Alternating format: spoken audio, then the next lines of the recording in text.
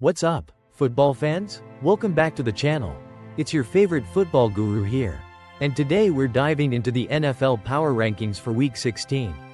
But wait, before we kick things off, don't forget to hit that like button, smash subscribe, and share this video with your buddies who still think they're better than Coach Belichick at fantasy football. Spoiler alert, they're not. Now, let's get into it. The Buffalo Bills, the good, the bad, and the MVP, and some defensive issues. Let's start with the hottest topic in the NFL. No, not the Eagles fanbase after a win, but the Buffalo Bills. These guys are hotter than a summer day in Phoenix, and their quarterback, Josh Allen, is playing like he's got something to prove. A road win over the Detroit Lions in Week 15 pretty much locked up the MVP for Allen. He was throwing laser-guided missiles to his receivers, making plays with his legs, and looking like a human highlight reel. But, before we get all, Buffalo is the best team ever, on you. Let's take a step back and do some math. While the Bills' offense is like the Avengers of the NFL, super powerful and explosive, their defense? Not so much. In that Lions win, they gave up a whopping 42 points and 494 yards to Jared Goff, the great Goff. And just a week earlier, they let the Rams drop 44 on them like it was a Black Friday sale. If you're a Bills fan, you're probably sitting there thinking, Josh will carry us to the Super Bowl. Don't worry. And while he definitely can, that defense might need to start taking some notes from their offense on how to close out games. For now, the Bills are dangerous, but they're not the best team in the NFL just yet. The Philadelphia Eagles, the real deal or just lucky? Alright, now let's talk about the team that might just be better than the Bills, and no, it's not your uncle's flag football team, it's the Philadelphia Eagles. These guys started out 2-2. And honestly, we were all like, maybe they're not as good as we thought? But, they've won 10 straight since their bye week. Yeah, you heard that right. They're a perfect 10-0 in their last 10 games. And they're doing it in style. What's the secret sauce? A solid defense that's only allowed 48 points in the last 3 games, basically. They're giving up less than you'd spend on Taco Bell after a tough day at work. Plus, their offense isn't slacking either. Jalen Hurts is throwing darts. The offensive line is eating up defensive linemen for breakfast. And MVP candidate Miles Sanders is putting defenders in the spin cycle. Sure, they might not have a signature win like Buffalo's impressive beatdown of Detroit, but they've been consistent and dominant. And let's be real, if you're the Eagles, consistency wins championships. The Bills are great, but the Eagles are built for the long haul. So, yeah, I'm calling it, Philly's the best team in the NFL right now. Kansas City Chiefs, always dangerous.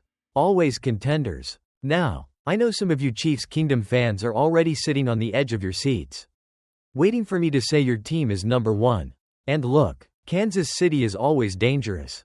They're like that friend who doesn't study all semester, yet still aces the final exam by pulling out some last-minute magic.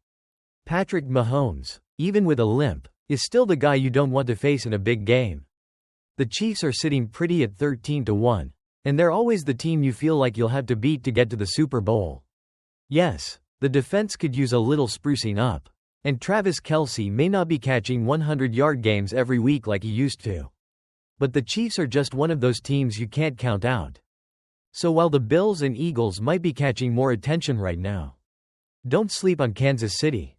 They're that team that somehow shows up when it matters and could snatch a victory when you least expect it.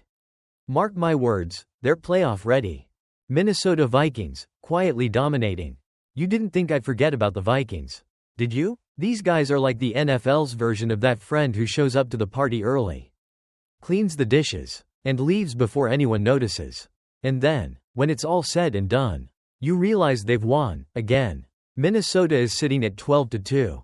And they're handling business without making much noise. The defense isn't flashy, but it gets the job done. Meanwhile, Kirk Cousins continues to prove that he's just good enough to get the Vikings into contention without causing a lot of drama, which is saying a lot in the NFL. Sure, they may not be on the level of the Eagles or Bills, but the Vikings are dangerous because they get it done without the frills. They don't care if you're flashy, they'll just win games and be there in the playoffs when you least expect it. The Green Bay Packers, a sneaky threat. Here's a team that's low-key heating up. The Green Bay Packers are 10-4. And no one's really talking about them. But don't look now. Jordan Love is doing his best Aaron Rodgers impression. Throwing touchdown passes and not giving up the ball every 5 minutes. The Packers had a dominant win over the Seahawks on Sunday Night Football, and if they keep this up, they might just be the team no one wants to face in the postseason. Honorable mentions. The rest of the playoff hunt.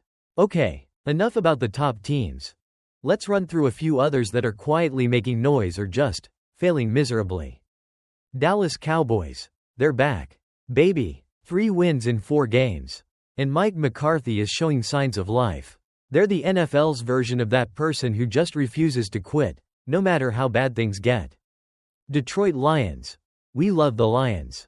But after giving up 559 yards to the Bills, we're starting to wonder if they're just a fun story or if they're playoff ready. The jury's still out. Los Angeles Rams. If you're in the NFC West, don't count them out. They've won some key games and might just sneak into the playoffs like that guy who shows up at the end of the group project and still gets an A. Tampa Bay Buccaneers. The Bucs aren't as flashy as last year, but they keep winning games. Don't sleep on them. They might surprise you in the second half of the season. The bottom of the rankings. Not much to see here. Now, let's talk about the teams that are, let's say, working on their offseason plans. The Giants, Titans, and Raiders are all in the mix for the top picks in the draft. And well, let's be honest. It's not looking too good for them. At this point, it's about seeing what young guys they can develop for next season. And there you have it, folks, your Week 16 NFL Power Rankings. With all the fun, drama, and football wisdom you've come to expect from this channel. Make sure you hit that like button if you agree or disagree. But we'll still love you. Subscribe for more content. And share this video with your friends so we can keep growing this awesome community. Let's get ready for some wild playoff races and, of course, some epic Super Bowl predictions coming your way. See you next time. And until then, keep your helmets on and your fantasy teams even sharper. Scissor. Hey, football fans, welcome back to the channel. Do you want to hear about an NFL game that felt like a superhero movie? Well, grab your popcorn because Josh Allen and the Buffalo Bills just put on a show for the ages against the Detroit Lions. And you won't believe the kind of performance Allen had. But before we dive into this thriller of a game, be sure to like, subscribe, and share this video to stay updated on all things NFL. Now, let's talk about how Josh Allen reminded everyone why the Bills are still Super Bowl contenders and why his MVP chances just got even stronger. The narrative. Closed Super Bowl window? Think again. Remember this offseason, when there was a lot of talk about the Buffalo Bills Super Bowl window closing. A lot of people thought trading Stephon Diggs might be the end of their championship hopes.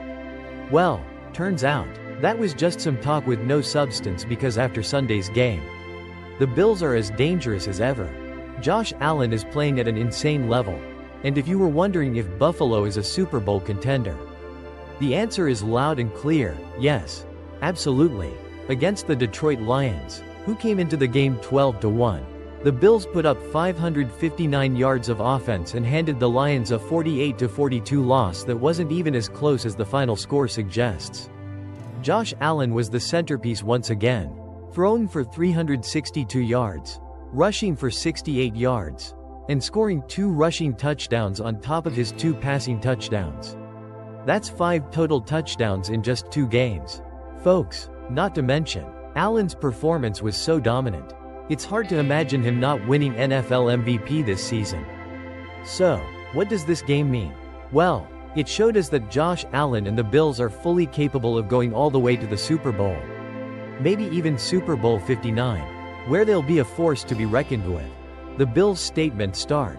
The Buffalo Bills didn't waste any time making a statement in this game.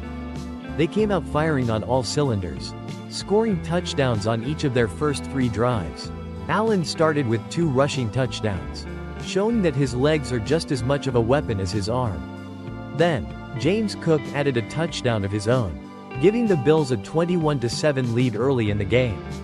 What was more impressive wasn't just the fact that Buffalo was scoring, it was how effortlessly they were doing it. The Lions' defense, which had been hanging on after key injuries like the one to Aiden Hutchinson, couldn't seem to slow down Allen or the Bills' offense. In the first half alone, Allen passed for 254 yards. And it wasn't like he was just dinking and dunking his way to those yards. He was hitting deep passes. And when things weren't open downfield, he simply took off and ran for positive yards. The Lions were completely overmatched and had no answers for what the Bills were throwing at them. The Lions fight back, but it's not enough. Now, the Lions are no slouches on offense. Jared Goff and the offense were able to put up some points. Tim Patrick caught a nice pass for a touchdown. And even offensive lineman Dan Skipper got in on the action, scoring a 9-yard touchdown on a trick play. However, their efforts to keep up didn't change the fact that the Lions' defense had no answer for Josh Allen. At halftime, the Bills led 21-14, but it felt like they could have been up by even more. The Lions had the offensive firepower to stay competitive, but their defense simply couldn't contain Allen, who was on a mission. Buffalo runs away with it in the second half. The second half was more of the same. Amon-Ra St. Brown fumbled after a catch in the third quarter.